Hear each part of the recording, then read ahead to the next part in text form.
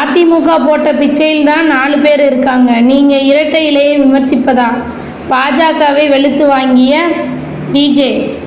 தமிழக பாஜக கட்சியின் மாநில தலைவர் அண்ணாமலையை அதிமுக முன்னாள் அமைச்சர் ஜெயக்குமார் சரமாரியாக விமர்சித்திருந்தார். இது குறித்து அவர் கூறியதாவது: முளைத்து 3 இலை கூட விடவில்லை, அதற்குள் அதிமுகவை பற்றி விமர்சிப்பதா?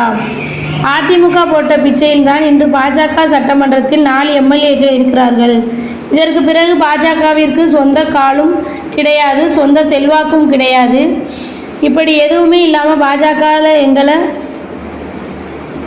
பேசுவத வினோதமாக வேடிக்கையாகவும் இருக்கிறது. வருகின்ற 2026ஆம் ஆண்டு தனியாக நின்று தேர்தலை சந்தித்து பாருங்கள், அப்போதுதான் உங்களுக்கு தெரியும் என்று கூறினார். மேலும் இது குறித்து அண்ணாமலை பதிலடி கொடுத்துள்ளார் என்பது குறிப்பிடத்தக்கதாகும். இது போன்ற செய்திகளை தொடர்ந்து பார்க்க நம்மளோட சேனலை இணைந்தே இருங்கள் எப்பொழுதும். நன்றி.